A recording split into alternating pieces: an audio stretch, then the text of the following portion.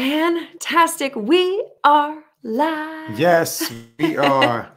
Hey, y'all. What up? Thank you so much for joining us. My name is Ta. My name is Cole. We are Ta Cole, and this is Mentor in the Mirror podcast. And we're streaming it these last week and for another week at least every day to bring you other perspectives into your mind space to consider, because there is so much being pumped and fueled into your conscious and subconscious, and it's a powerful time to bring presence. So we are excited to bring someone that we just got to experience and learn his perspective 3 weeks ago. When was Appearon?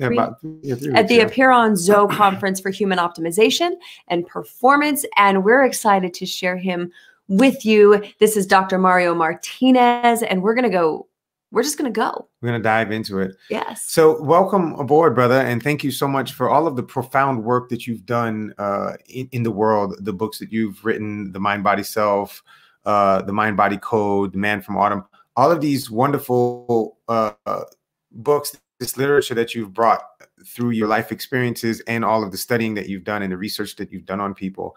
And we'd really like to share your wisdom with our audience and hopefully bring some light to what people can do in this this very interesting time in our world. Yes. Well, thank you for having me. It's a pleasure to be here. Yeah, man. So let's dive in and let's talk about what your vantage point is on how people are managing themselves and dealing with themselves right now, and what they can do to actually move through this whole situation in the best way possible. As you know, what my contribution is really bringing culture to mind and body communication, and culture is really what. It's a collective beliefs about very important things in life, like aesthetics, ethics, everything that matters. The collective beliefs makes a culture. So a culture teaches you everything. And the people that are given power in the culture, what I call the culture editors, they basically tell you who you are, how you should act. And later you begin to shed that because you go into that individuation. But what happens is that they teach you how to deal with adversity. Either by over-responding, under-responding. Each country has a way of dealing with things. So, for example, what's happening now is that the culture editors, the doctors, people that have power within the healthcare, are telling you all these things that you should listen to, that you have to be careful and that you have to take precautions. But what's happening is that and the media, the way that it's being presented, creates panic. And panic is the worst thing you can do because that suppresses immune function. And if you have the virus, it makes it worse. And if you don't, it makes you more susceptible. So panic has no place here. But our cultures teach us sometimes that we have to be on alarm. And you know, the news sells when they get dramatic and they get bizarre sometimes, because that's how they sell. So getting back to what we can do is that we can actually begin to look at what can you do when you're changing your environments. For example, you have an environment where you go to work, the people that go out and work outside, you have rituals that you created. And those rituals have a sort of expectations, what you're going to do in the morning and all that. All of a sudden, you're into the cave. You're put into a cave. You go back home and you're quarantined. And then what happens is in general, people try to function the same way as if they were outside. So they get bored and they go to the news and they do things external. And what the news does is it makes it worse for you. So one of the things that we can do is that we, as Homo sapiens, we've been around for almost 200,000 years. And we come from caves and we come from forests. So in our DNA, we have a lot of information on how to be creative in small places, family and things that are important. And those things are what actually enhance the immune function. Because remember, in the period that we've been around, the immune system has done trial and error to see what works and see what doesn't work. And that's what I call the causes of health. And I learned that from centenarians, people who are over 100, who are healthy all over the world. And it's not genetics. Genetics is only 20%. So the idea is to learn how to function like they do and to begin to then make new rituals. So for example, people used to eat around the fire. Well, you can't have a fire in the middle of, you can have a fireplace, but you can certainly have candles when you eat. And candles and fire in our DNA have a calming effect because of hundreds of thousands of years of epigenetic transfer that fire is good. It protects. That's one thing we can do. And those things are immune enhancers. Eating with family, with candles in a relaxed way, that's what we were made to be. Not only do you have a good digestion, but you have a good immunity by doing that. So that's just one of the beginning of the many things you can do. So in our experience with people that we've worked with, I feel like on a more common knowledge at this current time anyway, people are starting to talk about being trauma informed and how trauma impacts how someone performs in the world, right? What few are doing is what you go into a lot of detail about, is how it's not just what happened to you or what didn't happen to you. It's the culture you come from, the family dynamics you come from, the belief structures. That includes sport fandom. That includes, what is appropriate or inappropriate according to behaviors, how you walk, how you talk. I mean, there's so many levels that how we're reacting comes from movies. It comes from like very little of what we are perceiving is of our own determination until we become consciously aware. Would you be able to, I guess, break down for people what you see in some of the studies you've worked on and some of the work that you've done, if you were to break down how people's perceptions are created? Yes. For example, we learn, as I mentioned, from our cultural editors. And I've done a lot of work with companies, Fortune 100 companies, and to look at the culture that they create. And they talk about mission statement and vision statement. That means nothing. What matters is the culture that you create. And in some cultures, you create management by alarm, and you have crisis management. And there's some studies that have looked at people. They put a crisis management in the department, and within 2 weeks, they have a crisis every day because they have a selective perception of how the world should be. That if you don't have a crisis, then you don't have existence, you don't have identity. So you create that. And they live that way. Other people come in, you bring another manager who's the manager who actually handles things cogently and has a way of dealing with things. Like Churchill, for example, in the middle of the Germans bombing Churchill, he would go and give a speech and he would give the victory sign. Those are the real leaders, people that inspire, not people that make you afraid. So what I would suggest is to begin to look at, okay, where do you come from? What cultures do you come from, and what did they teach you? Who, your father, your mother, what did they teach you about adversity? How did you see adversity? So, for example, let's say you come from a culture and from a family where no matter what your dad did, he just never made it. He tried hard and he worked hard and it just didn't go anywhere. So, and he would say, don't be like me, all the things that he's saying, but we're visual and we're observational. So what we learn from our father is that no matter what you do, you're not going to succeed. And in fact, if you succeed, you're going to be in a place that's so uncomfortable that you'll sabotage yourself back into misery. So those are examples of how we learn. So the first thing to do is where do I come from and how was I taught to deal with adversity? That's the first thing. And once you do that, then you begin to see, okay, now I don't want to throw this in here because if I do, then I'm going to be playing out a script rather than who I am. The other thing about it is what I call the I self. And I have a whole chapter on one of the books about that. The I self is what the media creates, what the internet creates, what the texting creates. And they create a self that is a self very, very external. You see kids, for example, one next to each other and they're texting each other. It's what I call the digital telegraph. Instead of saying, hey, how's it going? Or talking, using the phone. So we created that. And then by creating that, we create an externality. Everything has to come from the outside. If you're not on Facebook constantly, then you're missing something. Like what they call the mobile phobia now, fear of being away from your phone, missing out on information. So it's an overload of information to keep you going so that they can sell. It's all about selling. Facebook selling, it's all about selling. But then you become a puppet of that. And the I self then comes home. And one of the costs of health is eating well with the family and so forth.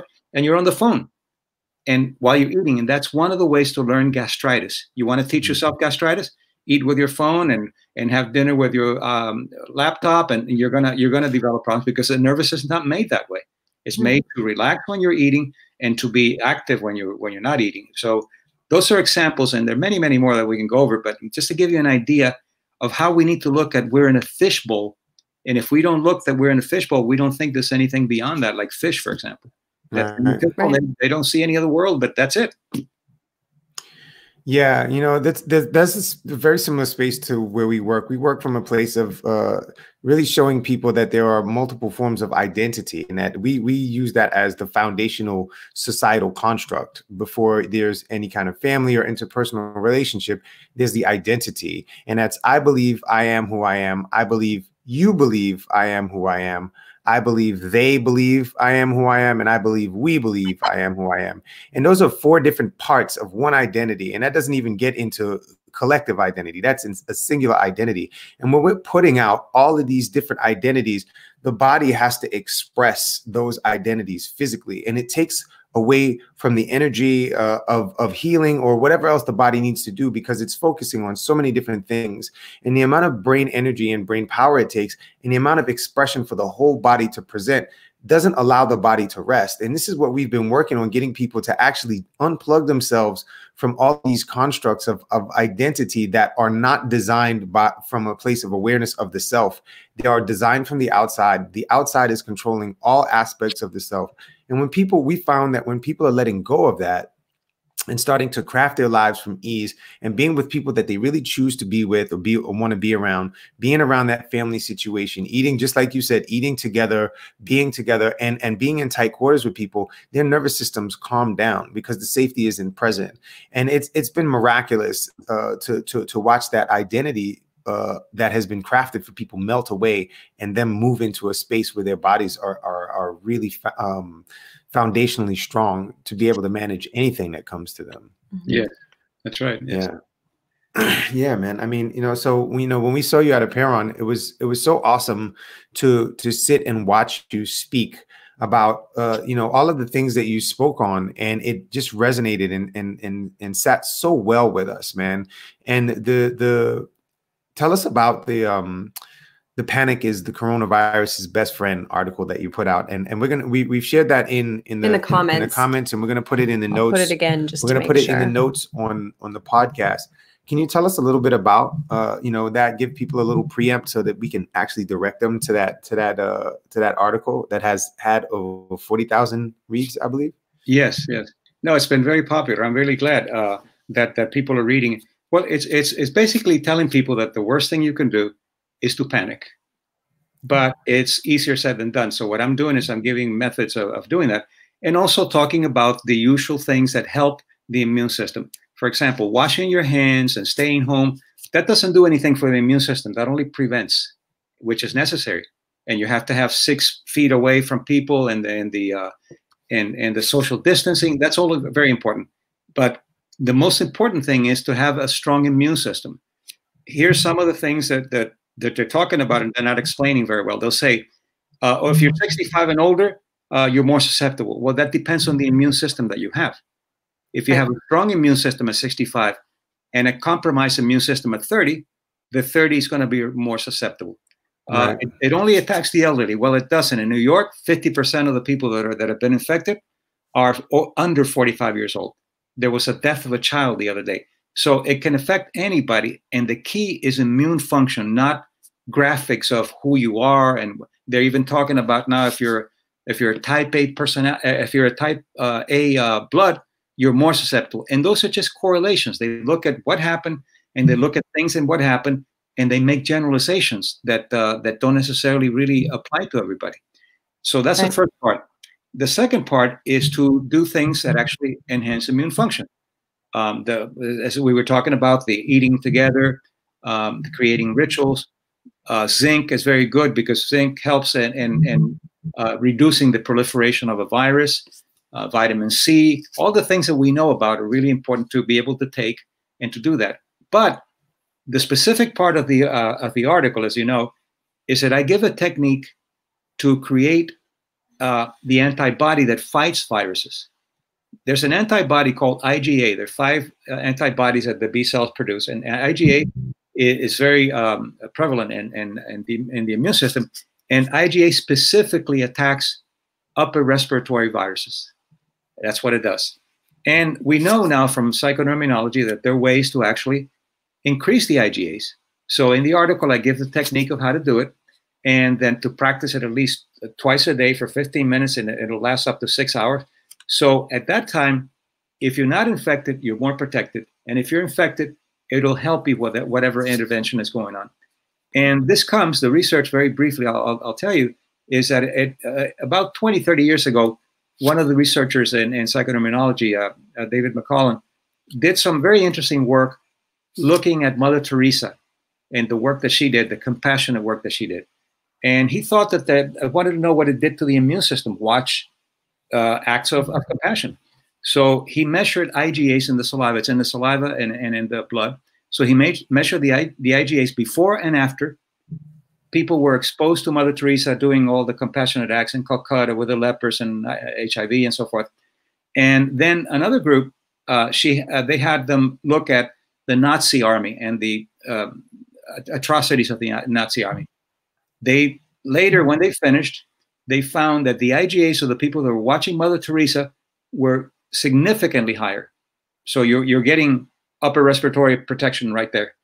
The people that watched the Nazi army, IgAs dropped significantly, which tells you don't want to watch television when you're eating and you don't want to watch negative things. But the interesting thing about it was that they asked then people that saw Mother Teresa, how would you rate her as a compassionate person? And some people say 10, some people say, oh, she's just a religious zealot. Independent of how they rated her, all of their IgAs went up. So the immune system was looking at the compassion aspect rather than your satisfaction with Mother Teresa. Right. Yeah, many other studies have been done after that. Yeah, I mean, listen, man, I can probably relate to that. I practiced nursing for 25 years in New York City, and 23 out of those I practiced in the emergency room. So I was around people with upper respiratory infections and all kinds of stuff, SARS, MERS, the gamut. And, I haven't had a flu or a severe upper respiratory tract infection in 20 years. And maybe 2 colds. And maybe two mild colds since we've been together. We've been together for 7 years. And, I know my level of compassion is crazy. Cole always tells me that I love people like nobody that she's ever seen. I have a tremendous amount of compassion and consideration and love for people. And the acts that I put out all the time are, I would say, are very compassionate. So I would say that's one of the things that has probably boosted my immune system for the years that I've been working. The other nurses used to get very mad at me because of the time that I took with homeless people and the time that I took with people who were, down on their luck and inconvenient. Yeah. And these other nurses were always sick, man. Like the doctors were always sick, and I would walk through the ER with no issues. And this is something that's been going on with me for a long time. So when I read this, I mean, when you spoke about this at Apeiron, man, I was like, this is so spot on. My whole body was lit up with goosebumps because it just felt so resonant. These are the things we're doing. Yeah.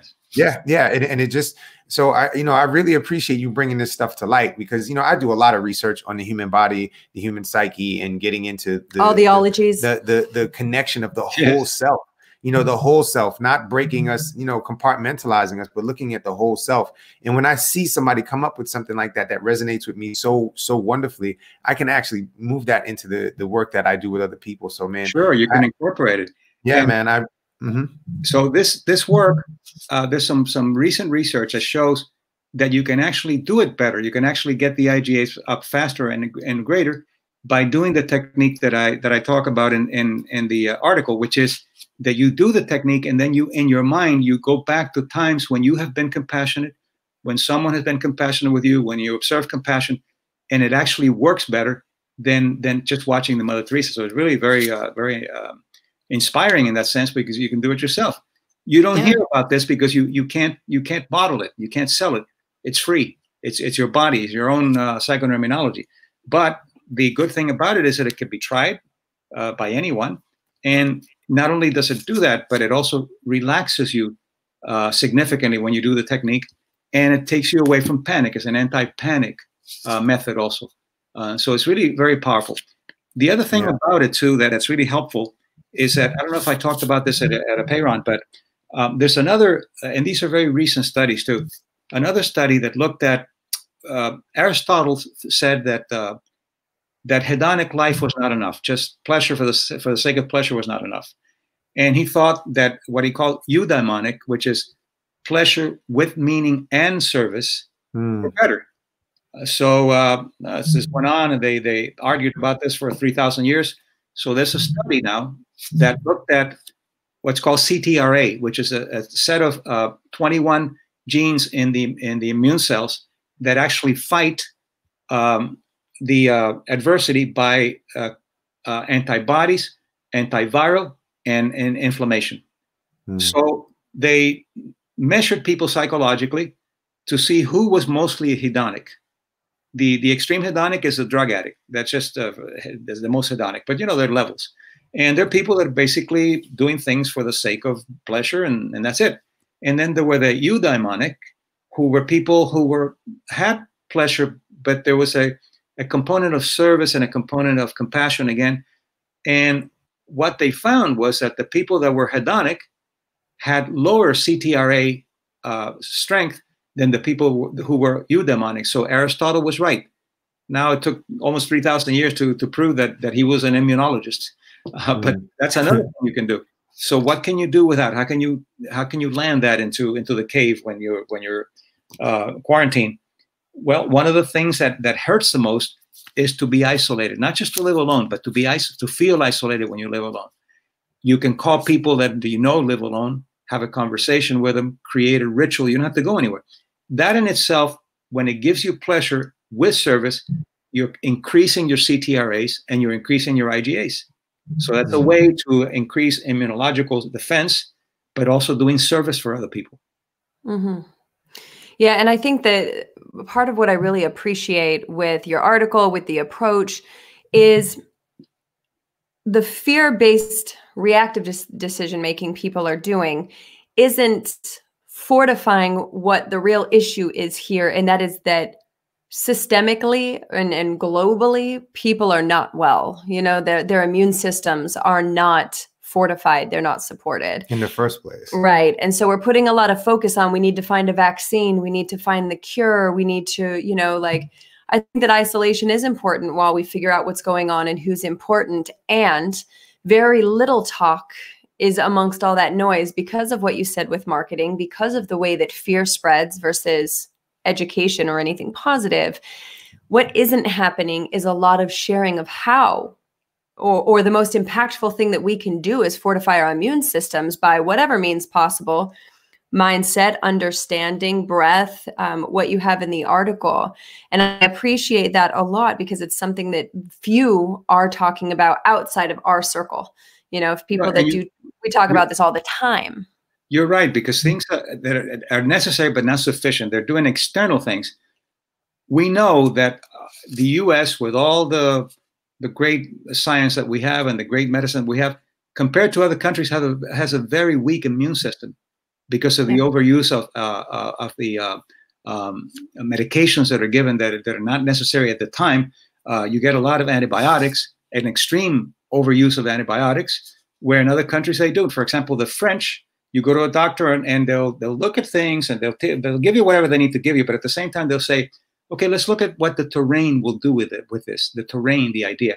And all of that comes from Pasteur, who was the one who discovered that germs actually cause disease.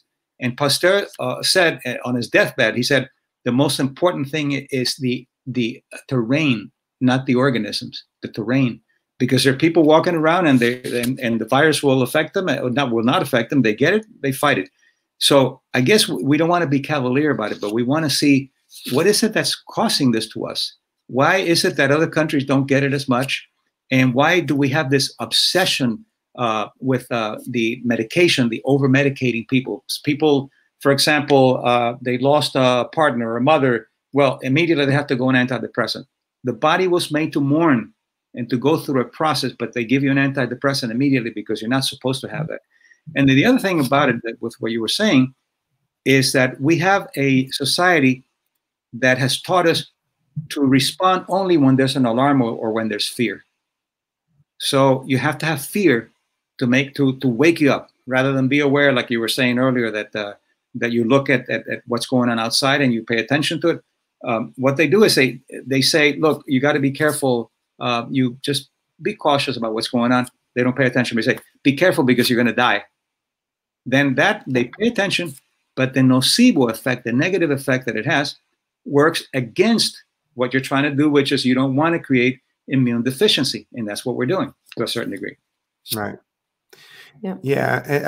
I think a lot of, what's going on with our sick care system and, the wellness industry, there is no money in people being well. And the drive behind a lot of this stuff is in the culture of shame.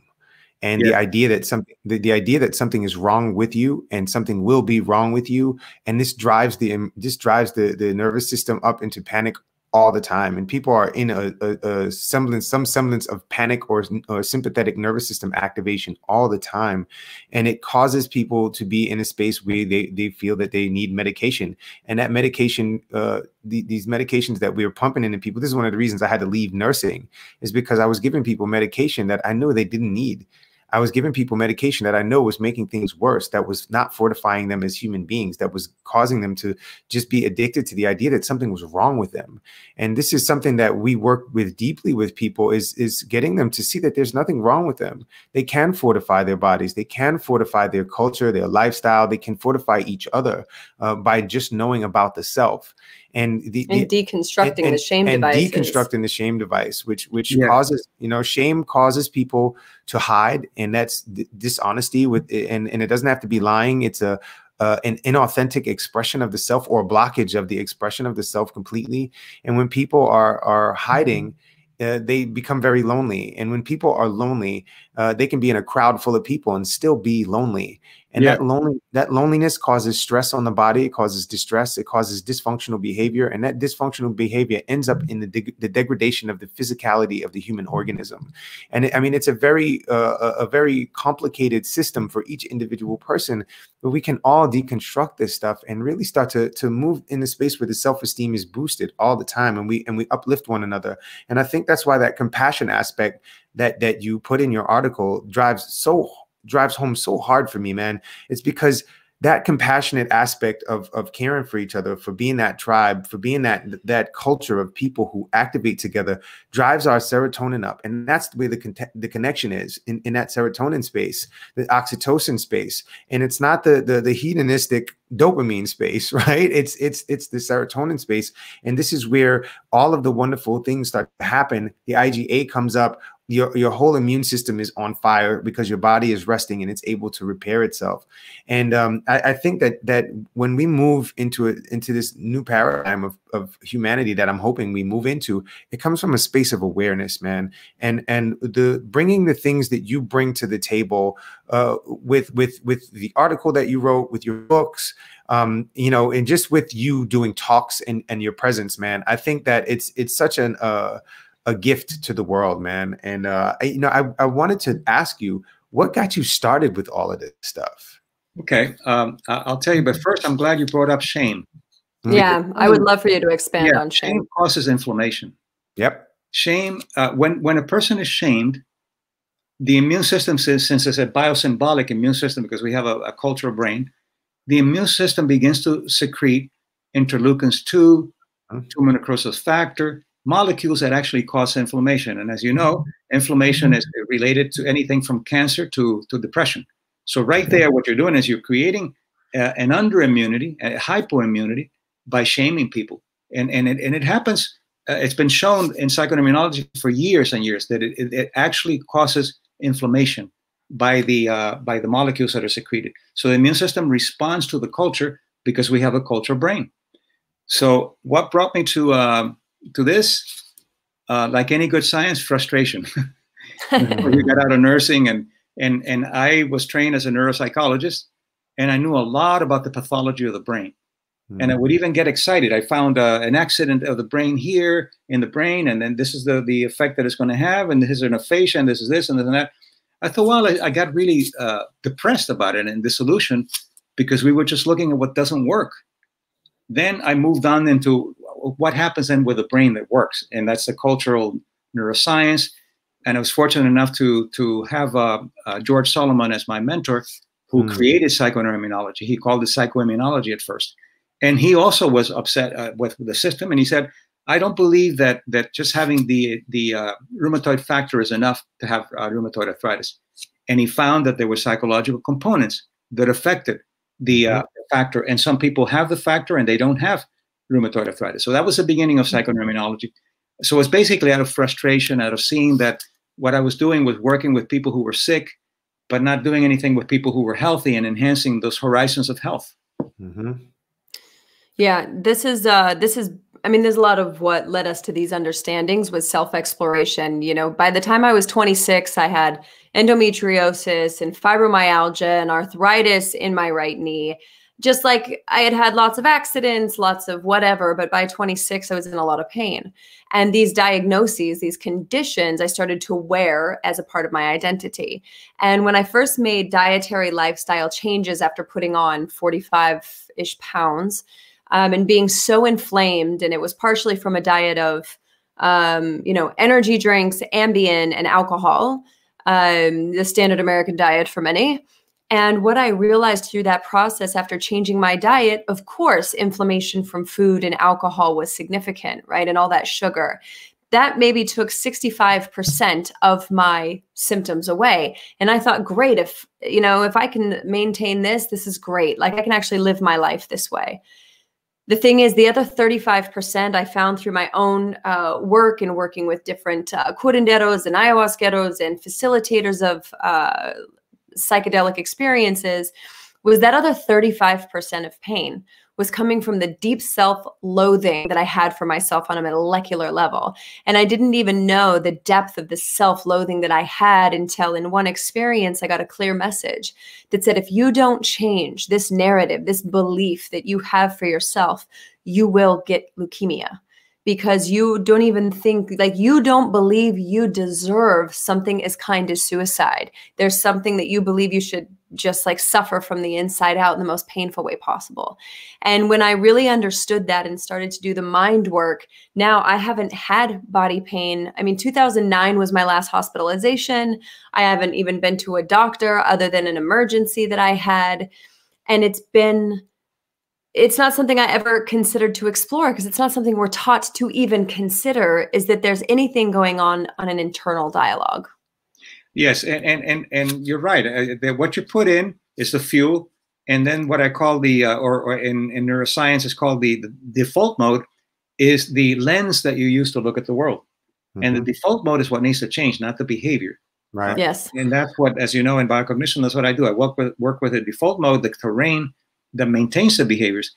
But one of the things that we have inherited in modern medicine, especially allopathic medicine, is that biology, in order to become legitimate, it had to have an exact science like physics. So what they did is they borrowed everything from physics, including the entropy. And in physics, when you look at things that are not alive, that are not self-organizing, self-reproducing systems, entropy works from order to disorder. Right. So as you grow older, you get worse. If you get sick, you get worse. And if you do something, you get worse because it's the entropy that's built into the system. Self-organizing systems like we are, and self-generating systems are closed systems in the sense that no matter what's going on outside, you're gonna create a liver, and you're gonna reproduce that liver. No matter what's going on outside, you can affect the liver, but the what's called the internal horizons of that person is not going to change. Right. So in order for us to have a better paradigm to understand living systems, I think we need to use complexity. And the entropy of complexity is that you go from simple to complex. So if you're 40, you're more complex than if you're 20, rather than more deteriorated than if you're 20. Right. And that's what I see in centenarians that I studied. As you know, the healthy centenarians, there is some wear and tear, but it's minimal compared to the wear and tear that you do with the archetypal wounds that I call that you were talking about, of the unworthiness that you have. And that was taught by culture editors. So you go back who they are, and there's some techniques, as you know, in the book, and then you clean that up, but you have to find out how you were wounded. Fibromyalgia is a learned illness. It's learned. It's not even autoimmune in the sense that it doesn't attack itself. It's inflammatory, but it could be corrected in 8 to 10 weeks. Yes. The right work without any medication.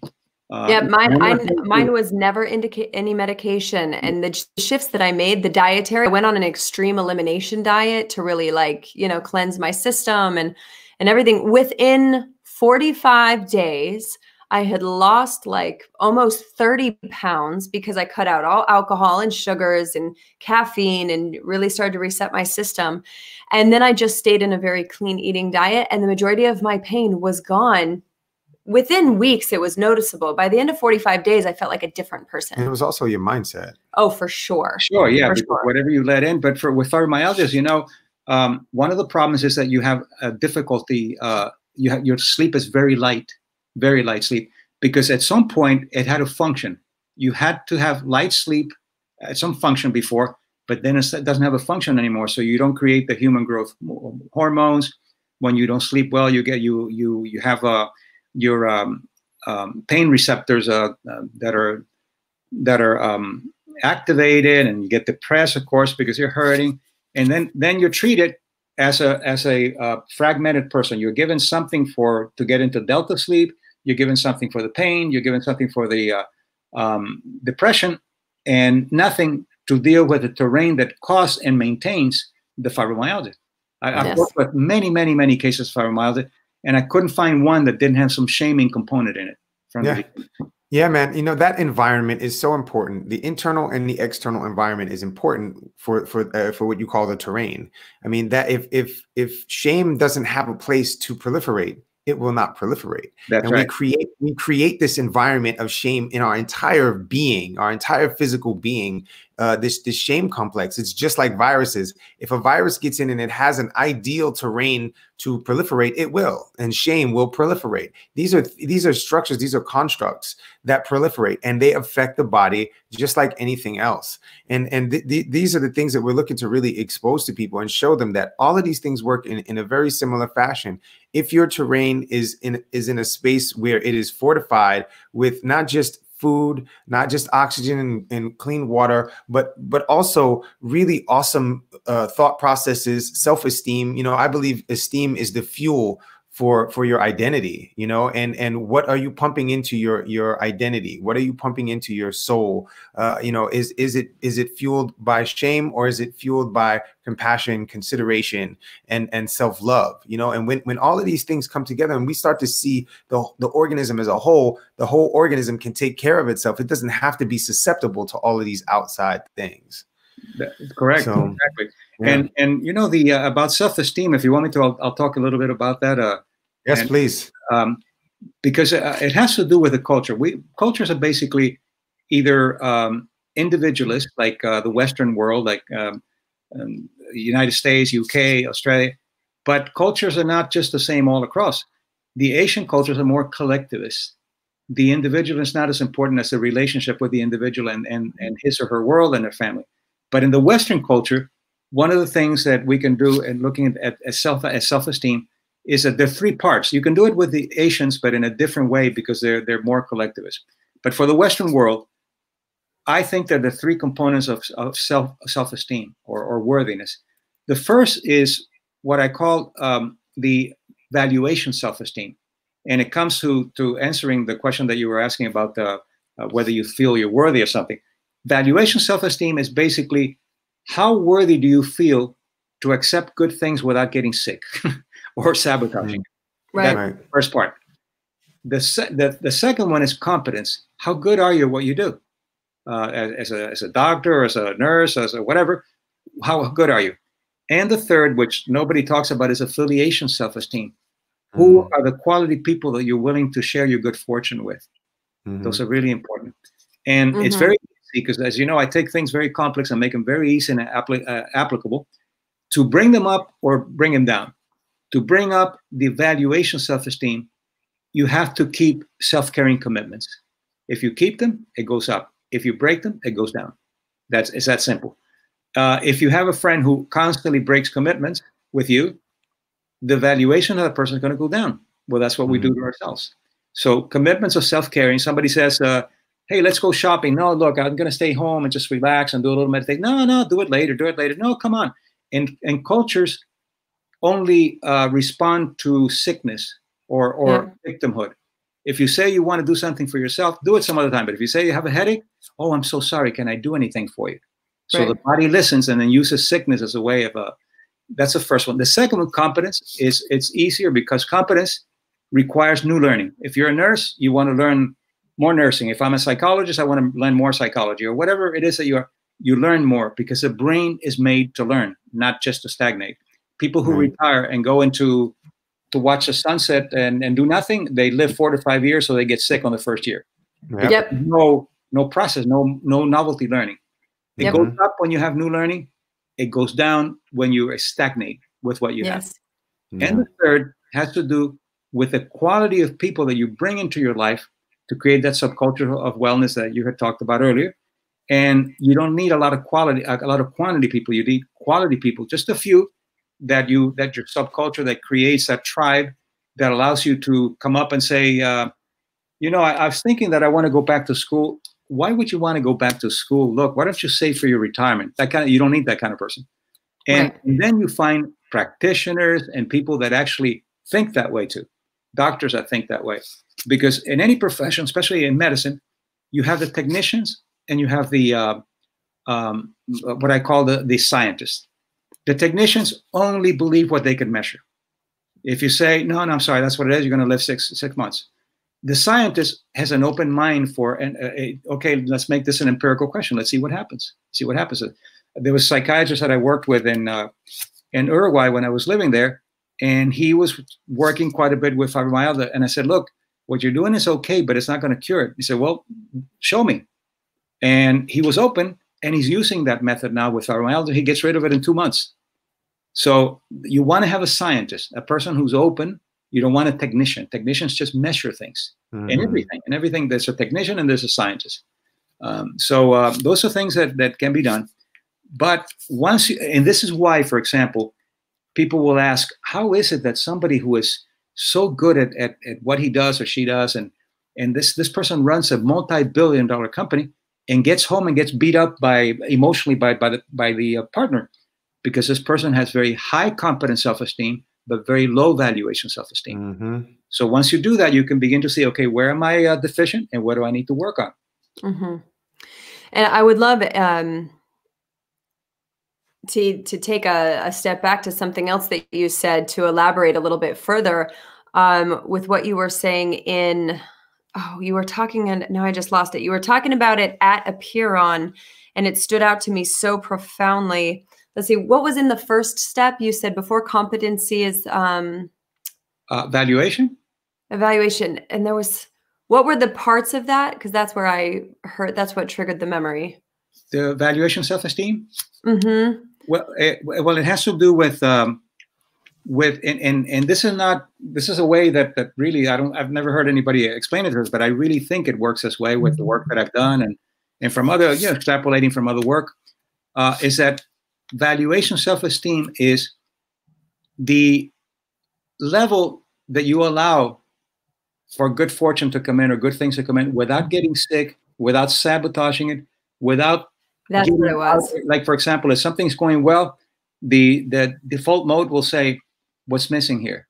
And oh, what's missing is this is too good to be true. So let me blow it away. Or the getting sick to get out of things, right? Like you had talked about, if you don't want to do something, don't say I have a headache, or you're going to teach your body to create a headache anytime you're in a situation you don't want to be in. That's right. Very important. And if, for example, let's say you have a headache and somebody says, do you want to do such and such? No, I don't. How are you doing? I'm doing fine, because your headache is a microcosm of who you are. Your legs aren't hurting. Your heart's not hurting. So when you say, I'm fine, you're not lying. You just go into the part that's working. And in illnesses, I think we all know about the secondary gains, but that's only part of it. The secondary gains are saying what, and people don't need to blame themselves. This is a subconscious process that's learned and takes quite a while in learning it. But what is it that I don't have to do because of this illness, that I don't want to do and I don't feel assertive enough to do it? That's the first part. The other part that's more subtle is What is it that I don't have to do that I don't feel worthy of?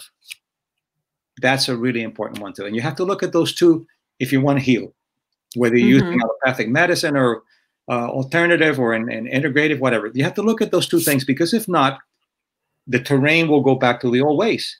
You cure this, but then you still don't have the assertiveness so you go back and I've had people who actually have chosen to die.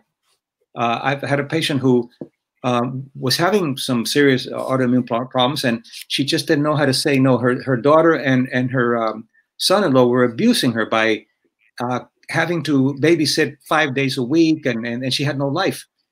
As she started setting limits, which the first thing in healing requires setting limits. Number one, I set the boundaries, I set the limits, and I give people permission to not like it, which is so important. So she starts setting the limits, and she starts getting better. The symptoms get better. But then the daughter and the husband shamed her back into the place. So she called me one day and she said, I was doing really well, but I think I'm okay now. And I said, what about the symptoms? Oh, they're still there, but I have a lot to do. I got to do laundry and I got to take care of my grandchildren. Well, she died 6 months later. So that's a sentence that you have by not, because you're more afraid to set limits and upset people than actually take care of yourself. And that's sad, but there's a lot of that in the world.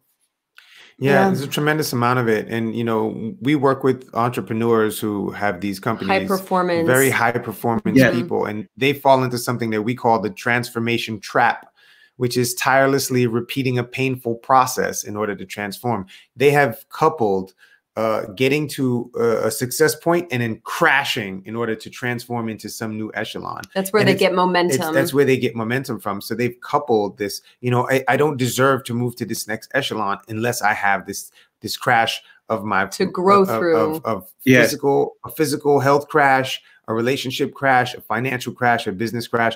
It's all still, coming back to the physicality and the habit of being in that crash space. Yeah, so that's destructive. Yeah. Very destructive. And this is why very successful entrepreneurs and CEOs of big companies have gastrointestinal problems and blood pressure and cholesterol because they go through that process. And that's not the way to do it. So when I work with these companies, I use what I call the empowerment code, which is the model for organizations. I teach them to look at the culture that they've created and to see what archetype they're bringing into work.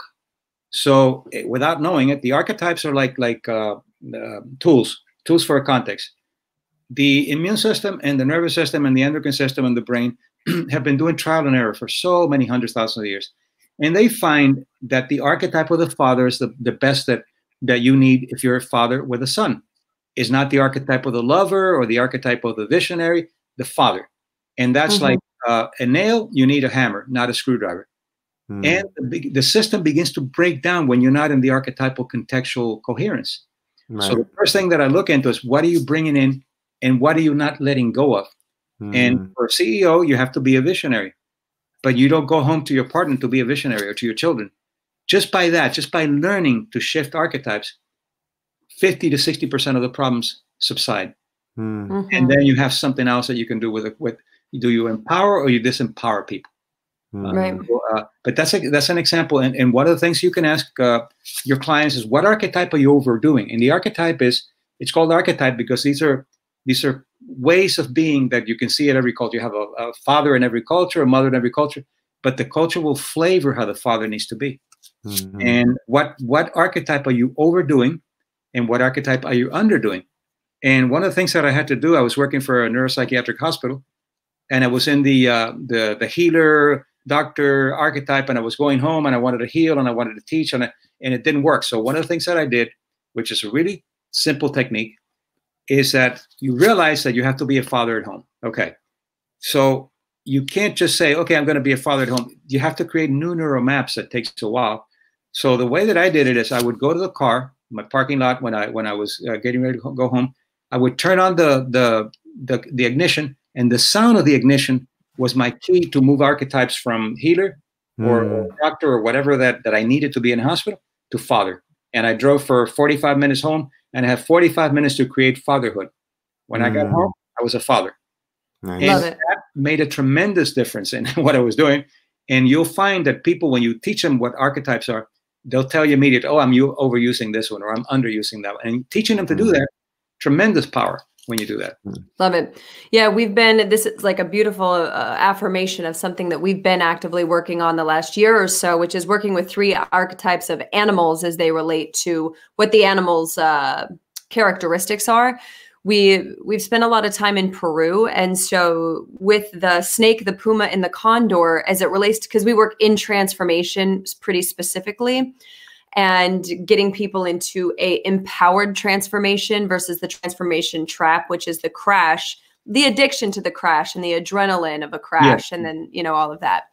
And so with the snake, puma, condor, the snake is when people first wake up to the fact they were in all these conditionings they were ascribed to that don't fit. They start shedding that skin.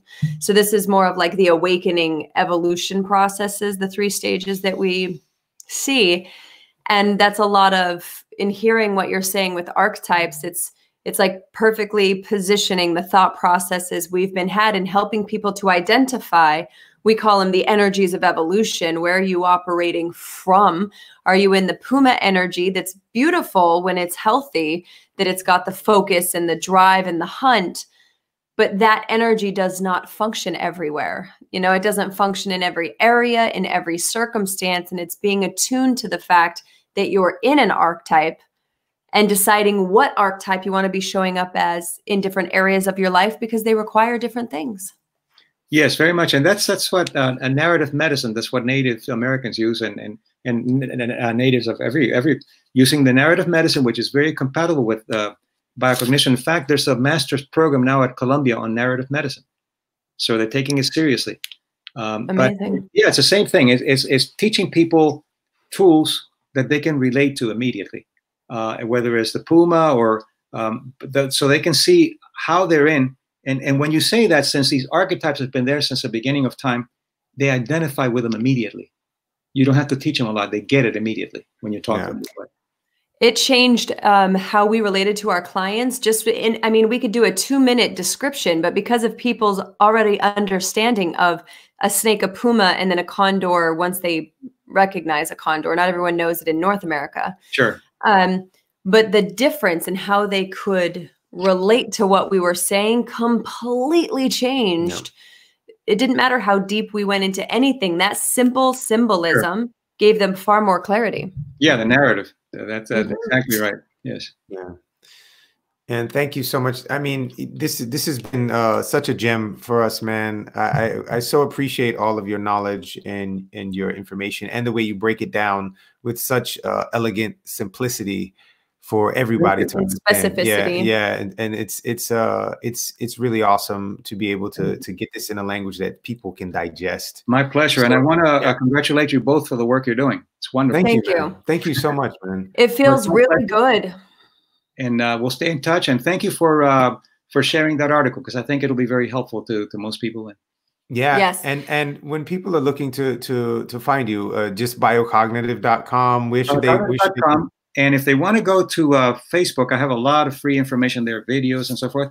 Just facebook.com, then / mind, body, culture. That's it. And then they'll find Dr. Mario Martinez. Okay. And YouTube as well. Yeah. YouTube as well. Yes. Awesome. Thank you so much for helping the world to grow and be connected with the self, man. I thank you so much. Thank you so much for inviting me, and you have a wonderful evening. You too, my man. We will. And for anyone listening or watching the video, we'll put all the links in the show notes, in the comments, for the article, for the website. If you really want to make big changes in your life, this is where it starts. Everything going on with coronavirus right now and COVID-19, and this is your opportunity to look in the environment you're in. Where is it mirroring the internal experience you're having? This is a beautiful mirror, and this is Mentor in the Mirror podcast. So we're all about the self-reflection, and no one will ever know you or be the master of you like you. So we know you love this. Please rate, review, subscribe, share it with a friend. And if you're on Facebook, share it on your page. We love you. My name is Ta. My name is Cole. We are Ta Cole, and this is Mentor in the Mirror. Be free.